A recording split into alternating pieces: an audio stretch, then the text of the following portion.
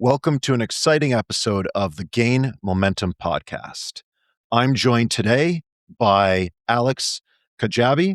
He's the group president of hospitality and real estate at Questex. Alex, how are you? I'm good, Adam. Well, it's great to have you on because Questex has a very important role at the center of hospitality and at related parts of real estate. So, to start off with, give us the elevator pitch of what is Questex and what is the totality of what it does. Yeah, Questex is a information services company focused in B2B, and we are focused on three broad markets, but very defined markets. So, one is life sciences and healthcare.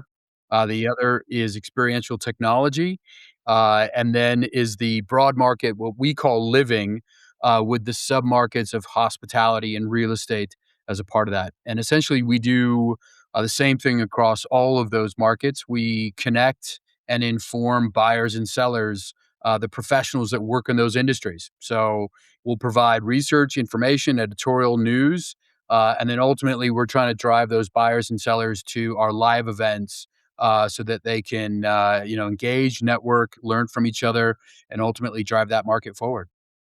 Yeah, I like that word connect because the core of it is the conference, the trade show, the event, but then there's this whole year-round cycle of continuous education and networking and the general cross-pollination of ideas that helps to bring people together and make that a continuous process. So, your bailiwick is hospitality and real estate. So, what is covered within that? Yeah, so there's submarkets within the broader market of living. So starting on the hospitality side, we are in what we call hospitality management. That is working with professionals that work within the hotels, bars, and restaurants. And ultimately, those range from an owner operator, a franchisee of a hotel, to a food and beverage director, a housekeeping director, a head of housekeeping, general managers. So any role or head of procurement that is within the operations, and those individuals are making purchasing or procurement decisions on products and services that go into running bars, hotels, and restaurants. So that's the hospitality market. We're then in the hospitality market from a real estate perspective. So we've got a portfolio of hotel investment forums, Europe, Asia, and the U.S., where we're connecting the owner of the real estate with the operators, the brands, the third-party management companies, all of the professional services from advisory to valuation to feasibility, brokerage, and into F&B consultancies and other sort of aspects that go into how to operate those hotels on behalf of the owners that own the real estate. And then the other side of our real estate market is really truly the living versus the lodging side. And that's really focused on multifamily and affordable housing. So we're really well embedded in both hospitality and real estate. The real estate that we are serving and the professionals, and the certain asset classes that we serve range from hotels to multifamily to affordable to student housing and senior. So it's a pretty broad but focused approach to both hospitality and operational real estate.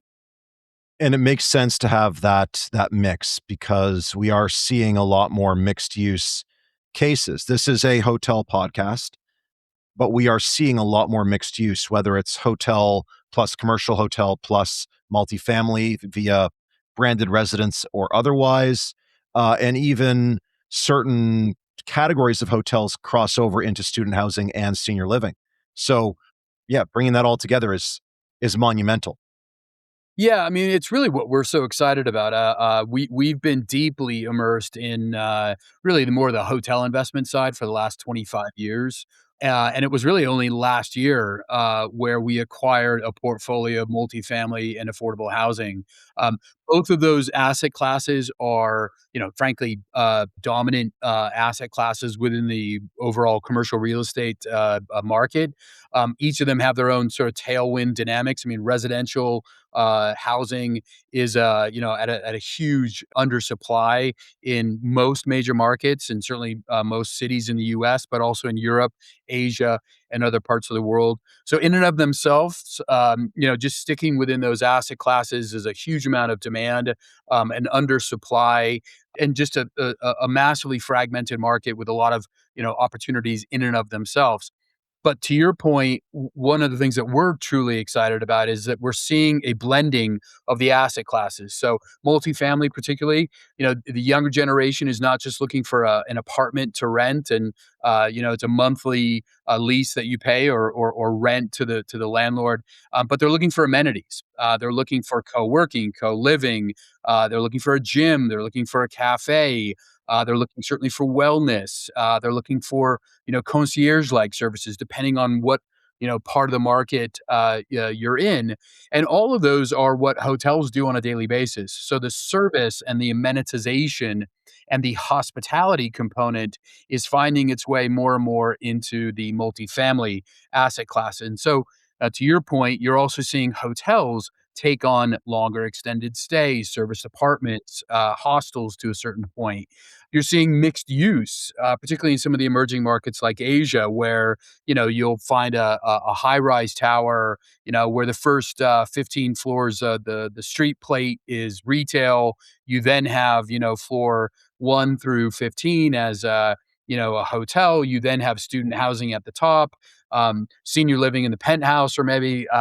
But you're seeing this mixed use really come into an adaptive reuse perspective, particularly in the emerging market. So there is a really exciting blend of asset classes that we're really at the forefront and the vanguard of, and we're seeing just a huge amount of capital go from hotels into resi. We're seeing capital go from resi into hotels or hospitality, but you're also seeing then the operators and the professional services follow that money into that diversity of asset classes. So it's a really exciting space to be in.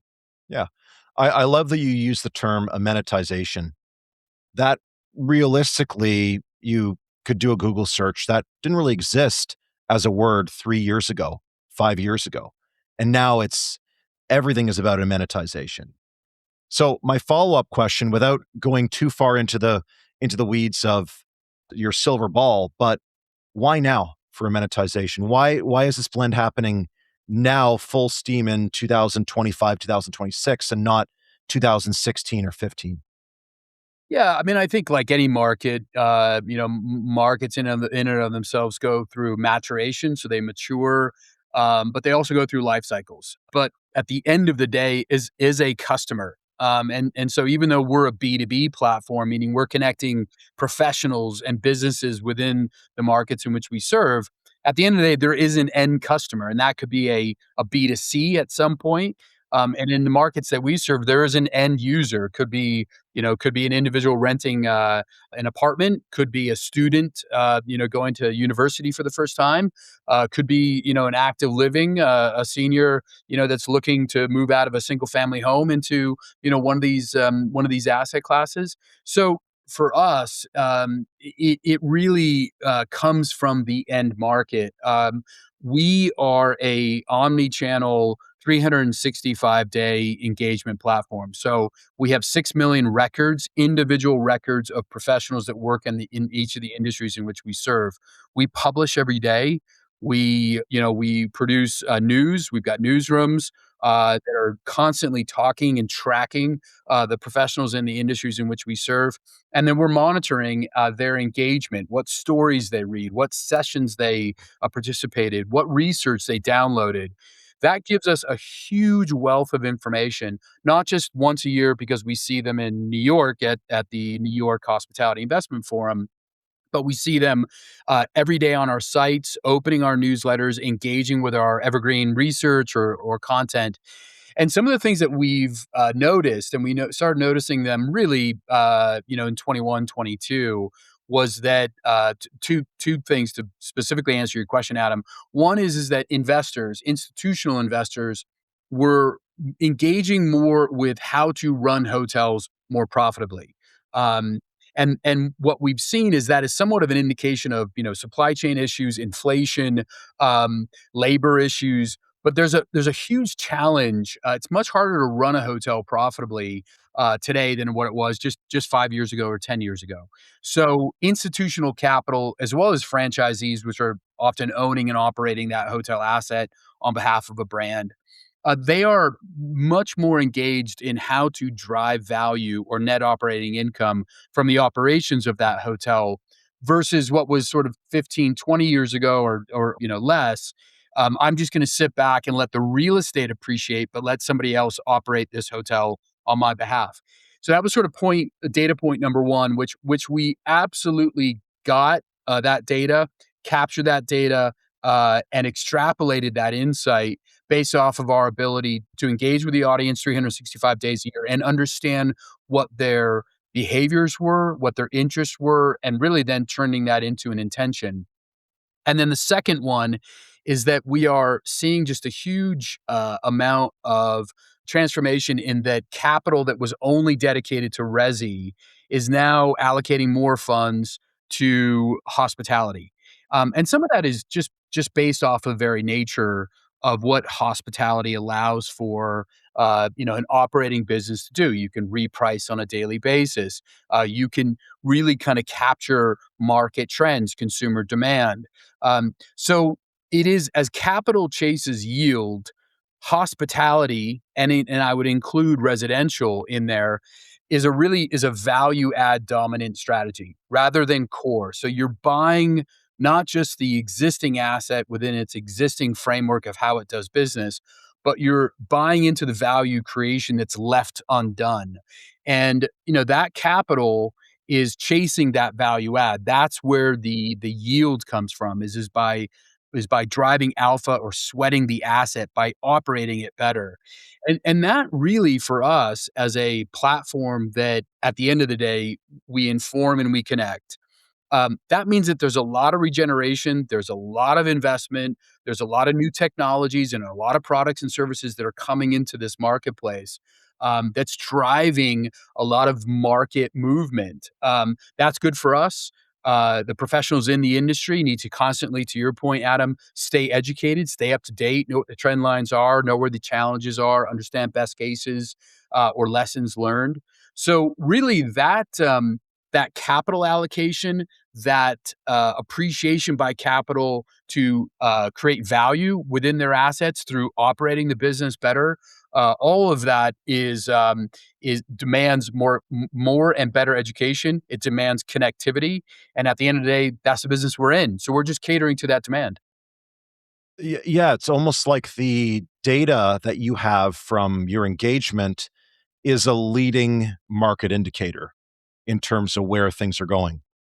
100%. I mean, it is a beautiful thing for us to be so deeply immersed in the markets that we're in because in many ways the data that we get is critical to the businesses in which we serve. So for example, we just came out of Berlin where we had our IHIF EMEA, which is a hospitality investment event running for 26 years.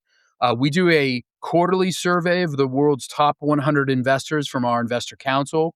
And then we do a pulse survey, which is when we're at the event, we engage with those investors. We had 700 capital equity investors ranging from sovereign wealth to private equity to high net worth individuals and family offices. So 55% of the investor community is looking for a value add dominant strategy versus 9% core. So again, these are value creation investors. 62% rate European gateway cities as the high opportunity. Uh, 41% are increasing their hotel allocation. So they're actually Wow. investing, deploying more capital into it. And 72% are shifting Opry capital into hotels. So really, hotels are, the belle of the ball, so to speak. Um, and that's partly because so much capital has been raised, but it's been a pretty slow investment transaction market. Interest rates have been high. Geopolitics have been sort of raging. So it's not been an easy market in which to get deals done. But as interest rates have declined, and you're starting to see some maturation of debt and CMBS loans, particularly here in the US, we do expect that transaction market to pick up. Hence why we're doing so well in terms of pacing for the NYU event, which is June 1st and 2nd here in New York. Yeah, so let's shift gears and talk about that. IHIF NYU, or in New York, Correct. beginning of June every single year. This, for everyone who hasn't attended, it is the pinnacle of investment events in North America, at least. You could make the argument for the world, but then you're talking about other IHIFs. The one you mentioned in Berlin, and then the other one in Hong Kong, I believe. Correct. So IHIF NYU, give us a sense of how big it is and attendees, what's discussed, composition of who's going. Yeah, so to your point, NYU has been operating for 40 years. It was started by the School of Professional Studies, the Tisch Center of Hospitality. John Tisch has been, supporting the university and is the chairman of that event, for many years now, and continues to be involved. It is the most international of hospitality investment forums. New York, financial capital of the world, gateway city to the world's largest hotel market, and home of the world's largest investment banks, retail banks, advisories, and everyone else in between. You've got Marriott and Hilton, just an hour train ride, in the Maryland area. So really, we're blessed to be in. Frankly, one of the most dynamic financial capitals of the world, and clearly, NYU has a prominent place within that ecosystem. And so, to talk about the size and really more, we're focused more on quality. To be honest with you, I mean, that being said, 2,500 attendees. About 25% are equity investors, ranging from your big names of Blackstone, Brookfields, and Apollos, to family offices coming in from Asia, and sovereign wealth funds coming in from the Middle East, and Asia. So it's a really diverse group. The primary audience are those equity investors. That's who we cater to. Those are the primary buyers. They're the ones that are transacting on hotel assets, and the transaction or a development of a hotel, for that matter, is really what kicks off the entire market. Right? You need brokerage, you need legal, you need tax advisory, you need architecture and design. So all of those professional services really come into play, particularly around a transaction. Um, and so the quantity and the density of capital on the 1st and the 2nd of June is bar none. I mean, it's really where the entire hospitality investment market gathers. All of the major global CEOs from the brands were there, from Marriott to Hilton to Hyatt to Accor, IHG, Wyndham, Choice. And then the heads of all of the professional services, from investment banks to brokerage to advisory, are all there as well. It really is a who's who of the industry, and they're there to learn, but really to do deals. And there's nothing better. We don't track specifically what deals are done, at our events, because we look at it as a 365-day engagement with the audience. But there's nothing better than, and in fact, we just heard, I think it was a week ago or 2 weeks ago, a major deal that has already been announced, was consummated, at NYU last year, and it took months to actually come to market and for that deal to get done. But that connectivity was made, at NYU, on both the sell side and the buy side. And that's really what we're here for. We're here to educate and inform. A knowledgeable market is a more efficient market. We know that. But at the end of the day, it's a marketplace, and people are there to do deals. And most importantly, deals are getting done. Yeah. It's very Brian Tracy of you, the salesperson, where nothing gets done until there's a sale, right? Yeah, Yeah, I mean, to your point, not to get Glengarry Ross on you, but Look, at the end of the day, I mean, it does come down to the deal. Uh, that is ultimately why the best brands in hospitality or in multifamily or in affordable housing, do business with us because we bring the right buyers of their products and services to the table.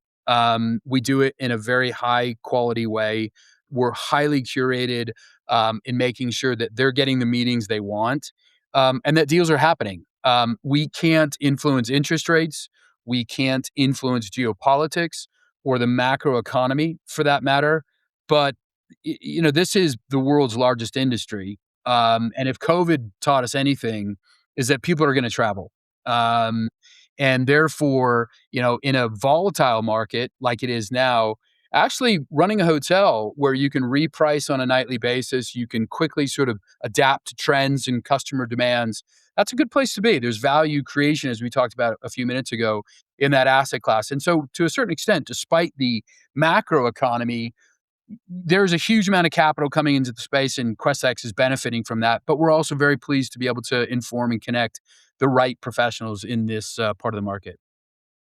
Right. And with that, you mentioned 40 years and just being the facilitators for all this transaction volume and deal flow. There is a mantle of responsibility that you inherit coming in and leading this division of Questex. Can you talk about what's involved in terms of facilitating this event and keeping it as robust and as critical as possible? Have to give a lot of credit to Questex as a whole. I mean, we are structured in the same way across each of the markets.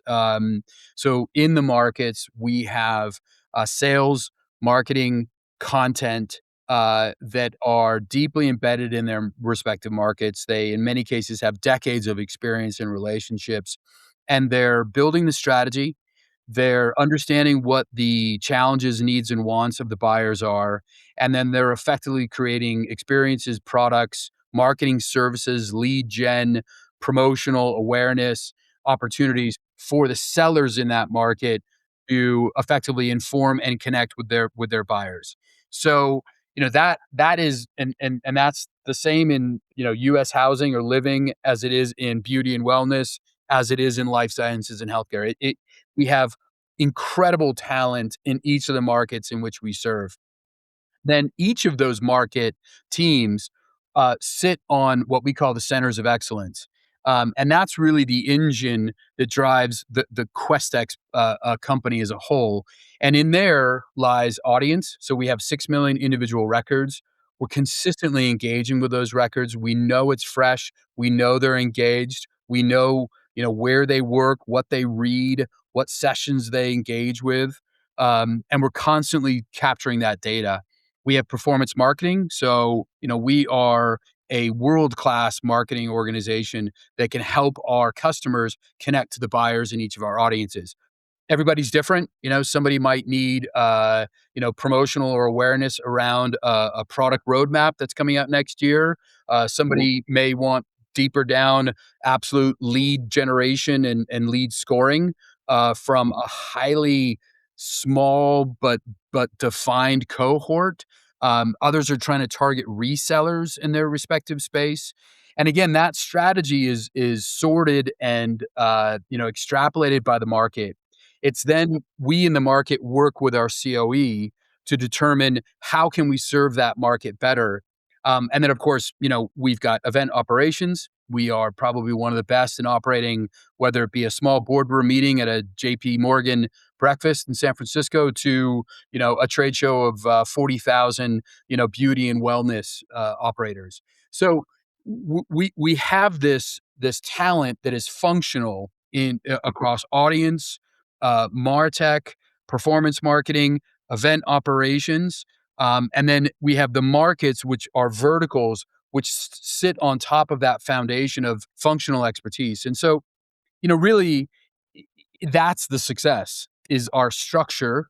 Number one, the strategy that the markets are able to develop because they know their markets so well, and then, like any business, it just comes down to the people. And we're really blessed and very fortunate to work with some of the best and the brightest in information services companies. And it's not rocket science. It's just a lot of hard work, but at the end of the day, it's very rewarding. Yeah, and speaking of hard work, probably the big one that you have to assemble is that CEO roundtable at IHIF NYU, where you're able to somehow get top 6 CEOs for the top 6 hotel brands on stage at the same time. No matter the geopolitics, they're always there. How do you make that happen? It's because their customers, the most qualified active investors of hospitality real estate, are in the room. Primary. So they're speaking to the investment community.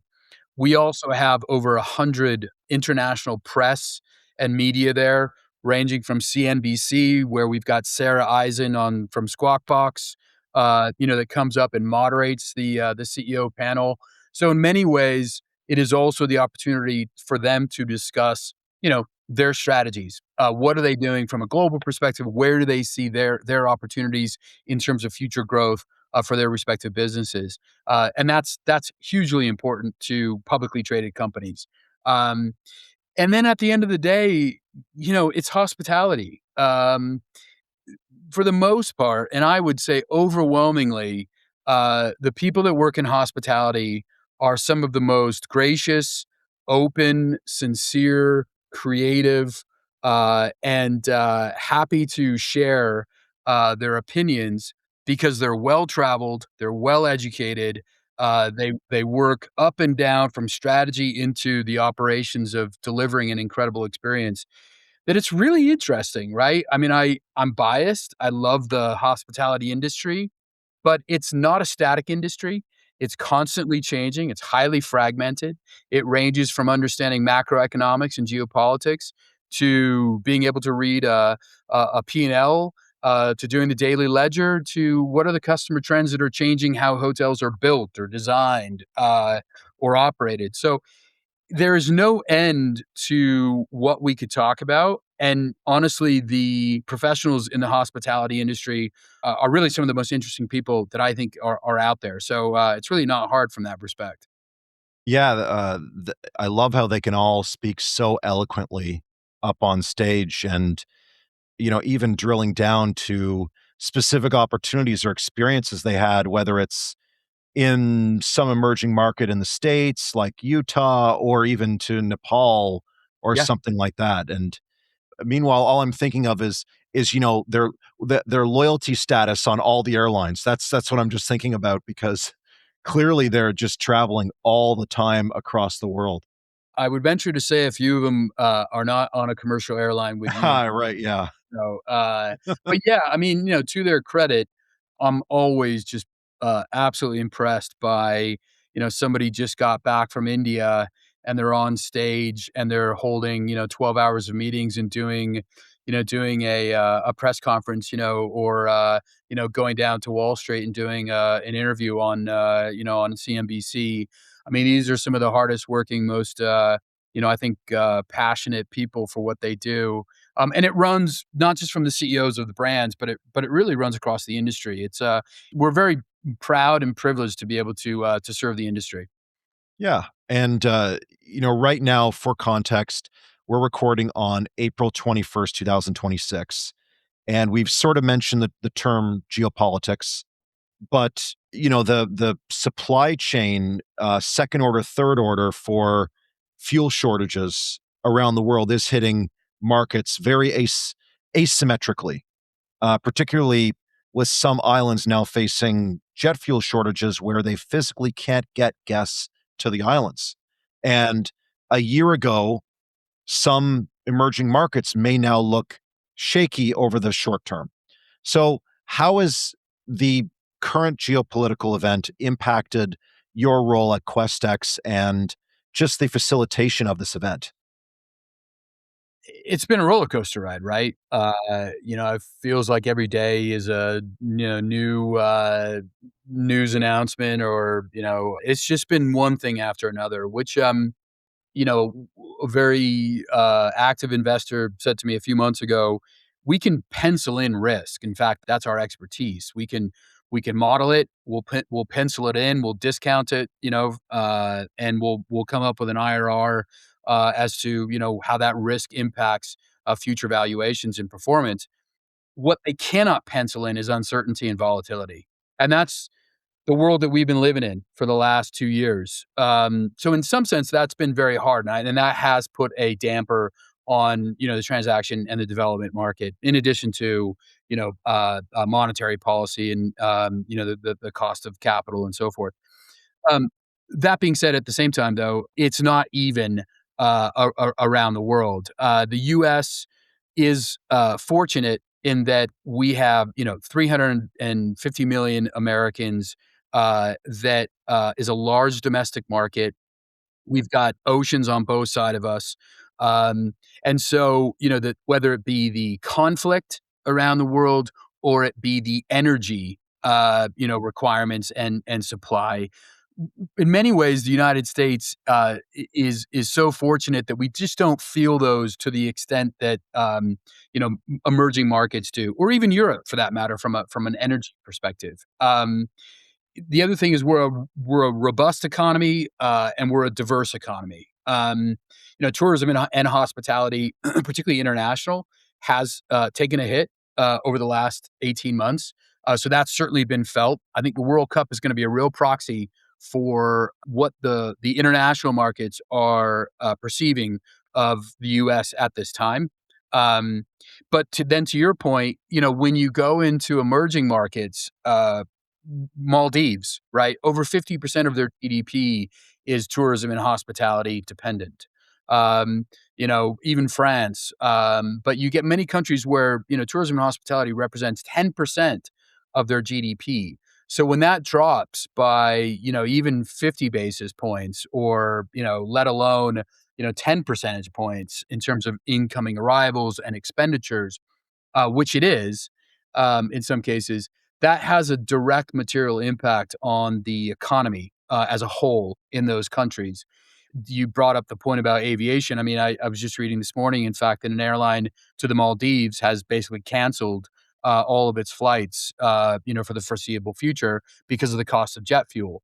And even in London and the UK, in Europe, you're seeing jet fuel shortages. And so, flights are being cut, and already we've seen a significant increase in the price of airline tickets. So, all of that does have an impact. There's no question to it. I think the real question is just there is still demand from a customer perspective, um, particularly at some of the higher end of the market. And then you just have still investors which are absolutely geared towards hospitality and are looking to deploy more capital. That's not me saying it. That's the data that I just said a few minutes ago. That's the investors themselves saying, I want to deploy more capital into hospitality. Um, I think we'd all, just from a perhaps just a softer side, I think we would all appreciate just a little bit less of the volatility. But that's just the market we're living in. Yeah. The uncertainty is a huge challenge, but developers and buyers and sellers are looking 5 years out. And the assumption is that this is hopefully short-term event.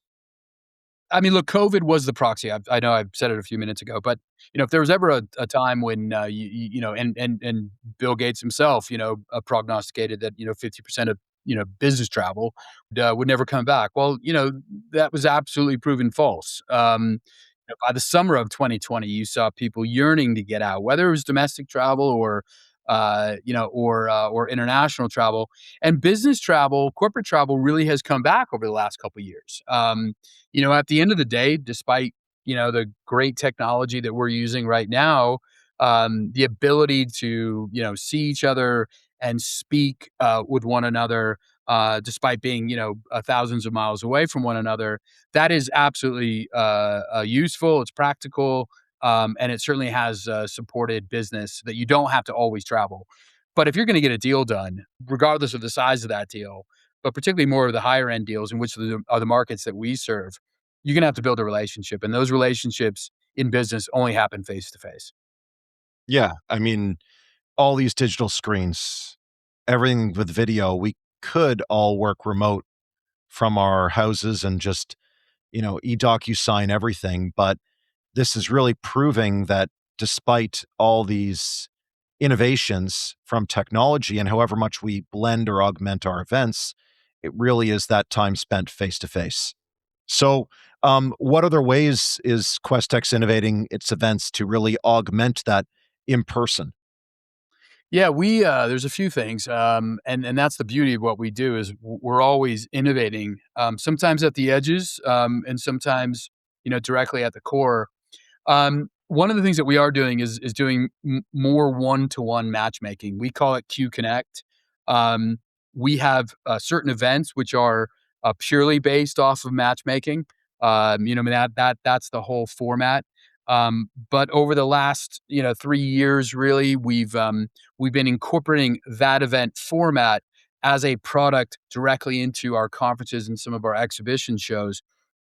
What that does is it caters to the fact that we have this treasure trove of data. We know who the buyers are. We know what they're buying. We often know the size of their budgets or their allocation this year versus next year versus last year. That's huge intention data. So we're able then to match that to the actual products that they're looking to buy. For example, we know that an investor is looking to acquire a resort in the Mediterranean or Florida.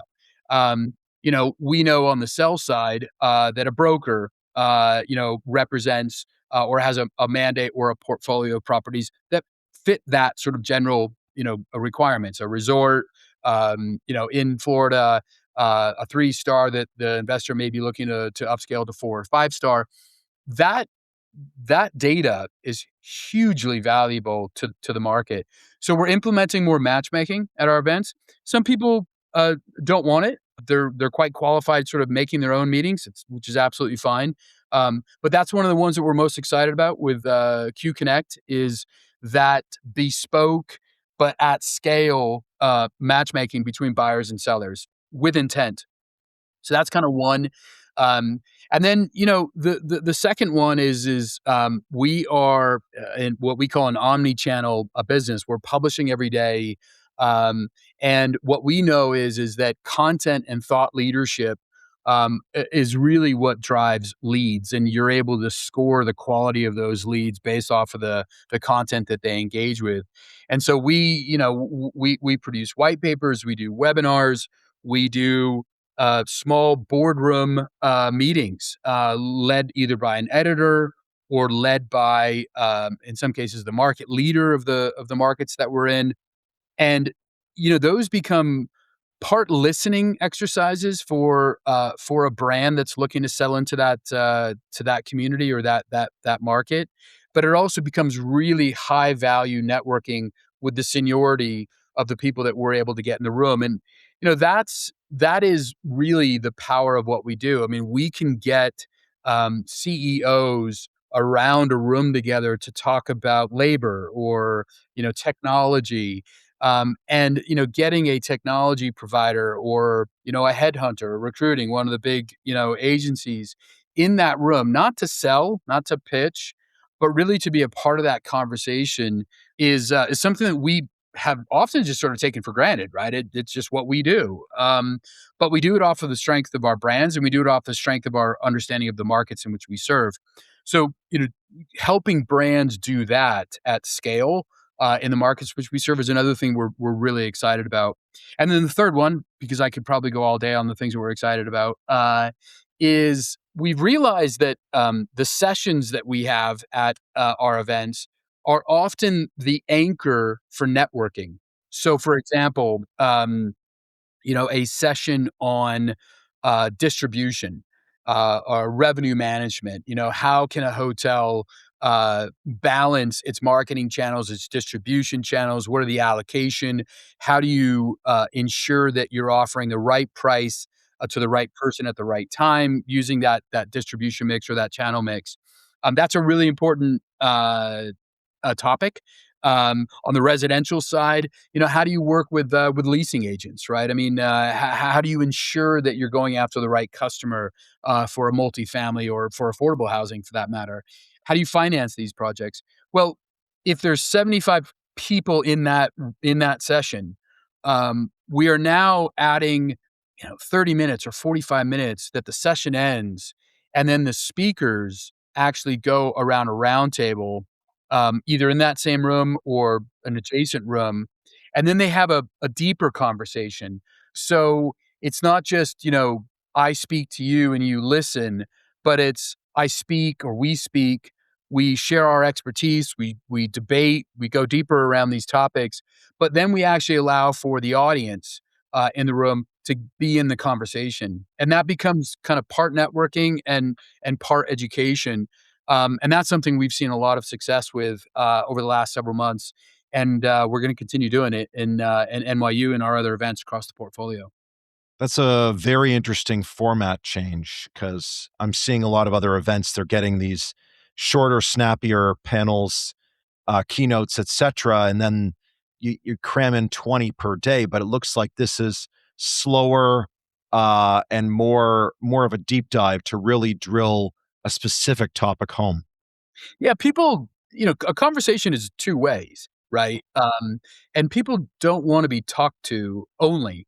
They want to listen, but then they also want to engage back. And sometimes a session, particularly a main stage session, is just not the proper venue to do that. And so, really, particularly where we have senior level professionals in the industries in which we serve, they want to engage. And they want to challenge. And that's really where the magic happens. And so building networking around topics of conversation or issues that speakers can go deeper with the delegates is something we're pretty excited about. Yeah, I'm looking forward to seeing it in I guess just 5 weeks time now to the big event. Yeah. So, speaking of events overall in hospitality, one of the general challenges that the hospitality industry has is there's events every week now.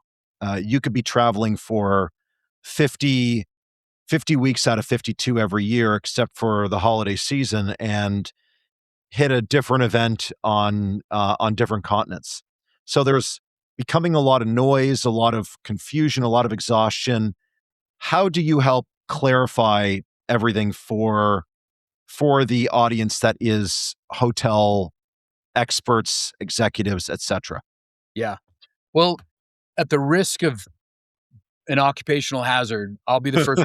The world does not need another event. Yeah. Because to your point, there's so many that are out there, particularly in some of the markets in which we serve. But that's where we feel very privileged to have flagship tier one events, which are must attend for the professionals in the industry. We're not the only ones. I want to be clear, but the events that we do are not fledgling, small, struggling to attract engagement or participation. So what we've seen is a flight to quality. So, to your point, there's a saturation of events in the marketplace. Uh, Time is the most precious resource for all of us. Travel, time out of the office or time away from home, those are all things that I think all of us are appreciating more in our own professional and personal lives. Um, so we take that very seriously. So we're not interested in having a tier 3, 4, or 5 event. In fact, during COVID, we just discontinued a number of events. We cleaned up about a third of our portfolio across all markets. We just realized it was actually the opportunity of a lifetime to reallocate our resources, serve the markets we serve well with the best products and assets, whether they be media or events. And we did that, and that has paid off very well for us. It also, however, means or doesn't mean for that matter that the existing events in the portfolio are the only ones we'll have.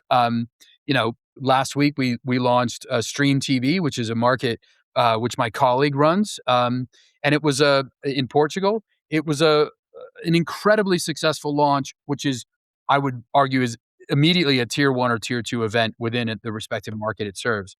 3 years ago, we launched the hospitality show with AHNLA, which was the largest event launch in all of North America in 2023, and then it was the fastest growing event in 2024. That was a massive launch, and it was done because there is no event that brings together the fragmented, bifurcated, stakeholders within hospitality, all focused on how to run hotels better, more profitably through better operations and optimized, services and labor. We still see white space in the markets in which we serve. We are working on launches now, because we believe that either existing events in the marketplace aren't properly delivering the value, or 2, in the case of the hospitality show, because we have this rich data that indicates to us that there's an unmet need in the market, that we're working on new launches that will cater to that unmet need. Again, that could be in hospitality, that is in real estate, that is in life sciences and healthcare, and that is in experiential technology. So this is a Questex playbook, that we are always capturing that data and looking to launch. But, ultimately, um, the events that we have in the portfolio are all tier 1 or tier 2 events, regardless of whether it's a recession or another competitive event launches.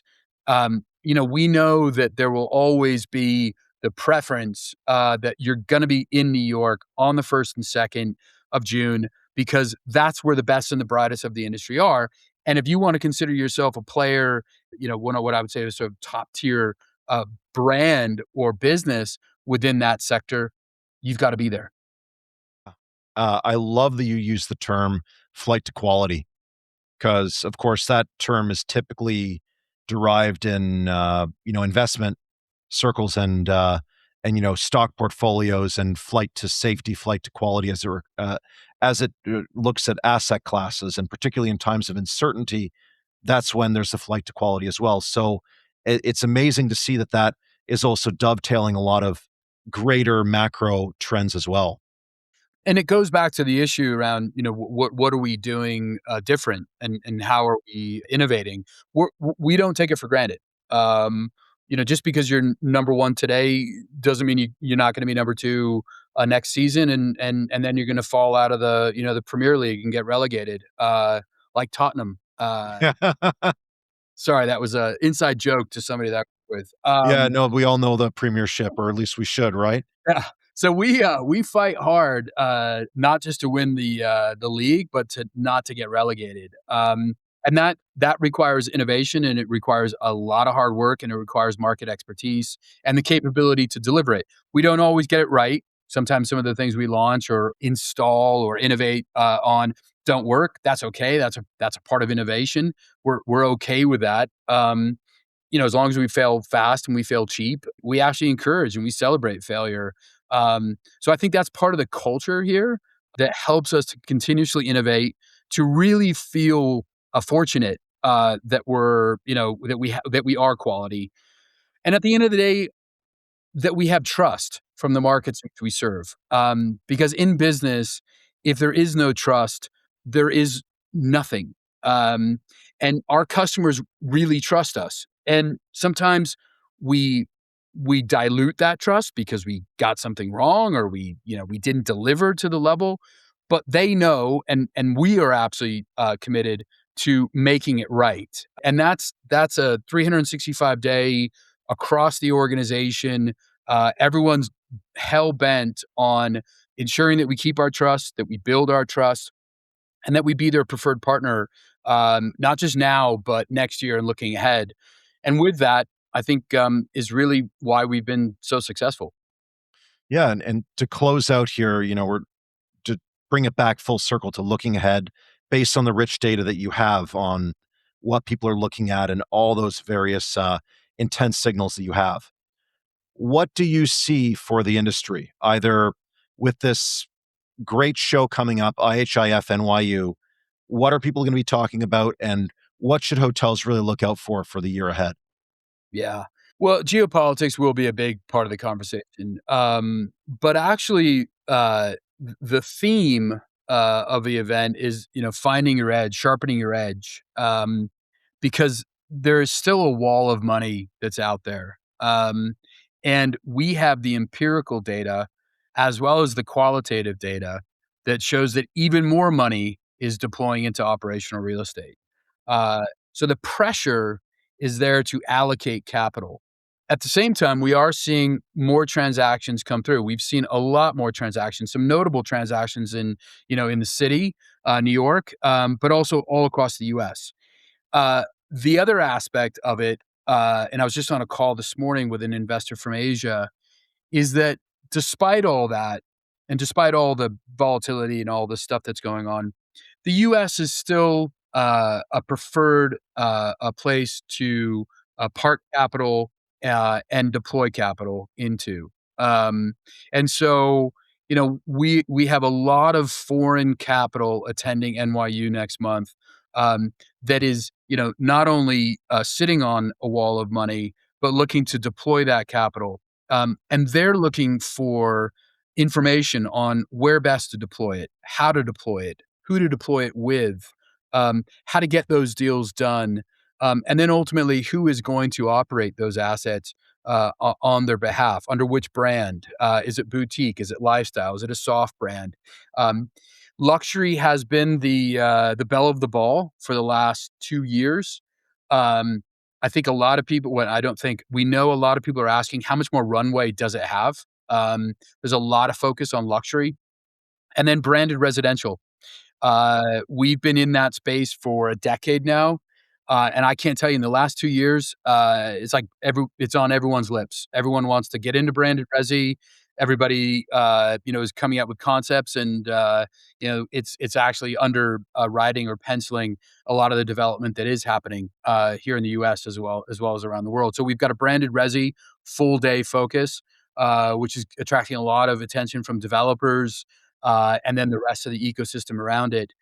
And then we've got Scaramucci Oh, speaking. yeah. Uh, so the Mooch is going to be joining us.